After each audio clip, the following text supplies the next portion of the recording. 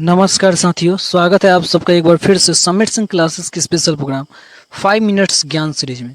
आज के इस एपिसोड में हम साधारण और आम भाषा में नई शिक्षा नीति, इसके इतिहास एवं महत्व को समझने का प्रयास करेंगे। सबसे पहले हम ये समझते हैं कि शिक्षा नीति क्या होती है। तो शिक्षा नीति किसी देश, राज्य या समाज में शिक्षा प्रणाली को नियंत्रित करने वाले सभी सिद्धांतों एवं नियमों का एक सेट होती है। अब समझते हैं कि भारत के आज़ादी के बाद कौन सी शिक्षा नीतियां आई और इनका क्या इतिहास रहा है। भारत में आज़ादी के बाद अब तक 3 शिक्षा नीतियां लागू की गई हैं, जिनमें पहला 1968 की शिक्षा नीति, दूसरा है 1986 की शिक्षा नीति और तीसरा है 2020 यानी कि अभी जो फिलहाल लॉन्च हुआ है 2020 की शिक्षा नीति। अब समझते हैं कि 1968 यानी कि जो 1968 में शिक्षा नीति आई थी उसकी क्या इम्पोर्टेंस रही थी, उसका क्या इतिहास रहा था। तो सबसे पहले 1968 में इंदिरा गांधी के सरकार में कोठारी आयोग की रिपोर्ट और सिफारिशों के आधार पर नई शिक्षा नीति की घोषणा की गई थी। इस नीति में भारत के संविधान द्वारा निर्धारित 14 वर्ष तक के सभी बच्चों को अनिवार्य शिक्षा एवं शिक्षकों के स्पेशल ट्रेनिंग को पूरा कराने की योजना बनाई गई थी और साथ ही साथ त्रिभाषा सूत्र की रूपरेखा भी तैयार की गई थी। इसके अनुसार राष्ट्रीय आय का 6% शिक्षा पर खर्च किया जाने वाला था। अब समझते हैं कि 1986 की जो शिक्षा नीति आई थी वो क्या थी। 1986 में राजीव गांधी के नेतृत्व के सरकार में भी शिक्षा पर एक नई राष्ट्रीय नीति को पेश किया गया, जिसमें विशेष रूप से भारतीय महिलाओं, अनुसूचित जनजातियों और अनुसूचित जाति के समुदायों के लिए असमानताओं को दूर करने और शैक्षिक अवसरों को इक्वल करने पर विशेष जोर दिया गया था।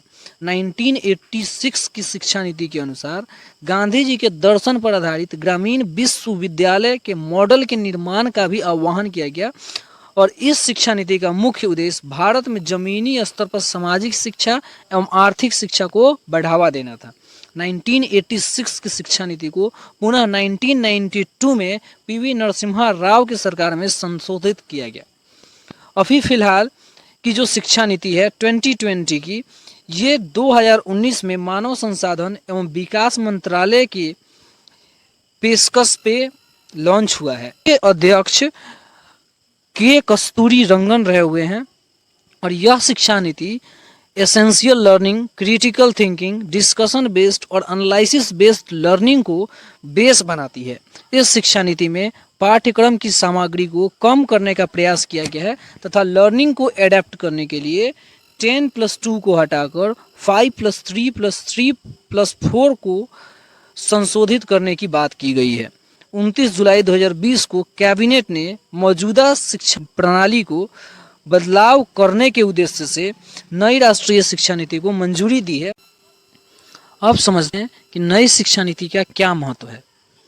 नई शिक्षा नीति के जरिए 2030 तक यानी कि 2030 तक 100% युवा और प्रौढ़ साक्षरता means young and adult education के लक्ष्य को प्राप्त करना है।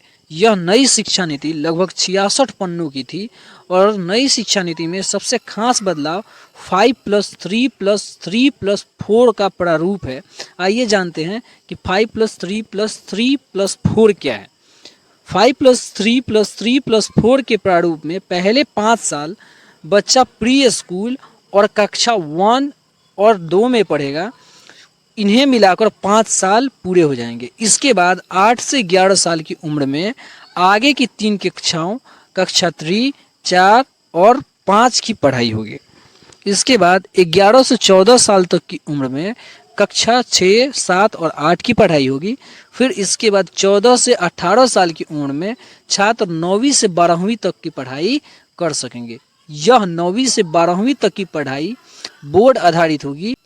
सामान्यतः भाषा दक्षता, वैज्ञानिक स्वभाव, सौंदर्य बोध, नैतिक तर्क, डिजिटल साक्षरता, भारत का ज्ञान, सामयिकी का विकास करना, राष्ट्रीय पाठ्य चर्चा की रूपरेखाओं को सभी भाषाओं में संशोधित करना तथा भारतीय भाषाओं में उच्च गुणवत्ता वाली नई पाठ्य पुस्तकों को लॉन्च करना नई शिक्षा नीति का उद्देश्य है। इसके अतिरिक्त हायर एजुकेशन में भी कई सारे बदलाव किए गए हैं, जिसमें multiple entry and multiple exit का प्रावधान किया गया है। मतलब कि आप कॉलेज ड्रॉप आउट कर सकते हो, एक साल के बाद भी अगर आप कॉलेज ड्रॉप आउट करते हो तो उसकी जो सर्टिफिकेट्स हैं वो आपको मिलेंगी और आपके डिजी लॉकर में उसको रख दिया जाएगा। तो ये था हमारे आज के चर्चा का विषय। उम्मीद करता हूँ कि आपको साधारण और आसान भाषा में मेरी इस चर्चा का सार समझ में आया होगा। मिलते हैं फिर नए एपिसोड में एक नए टॉपिक के साथ और नई ऊर्जा के साथ। धन्यवाद। आपका दिन शुभ हो।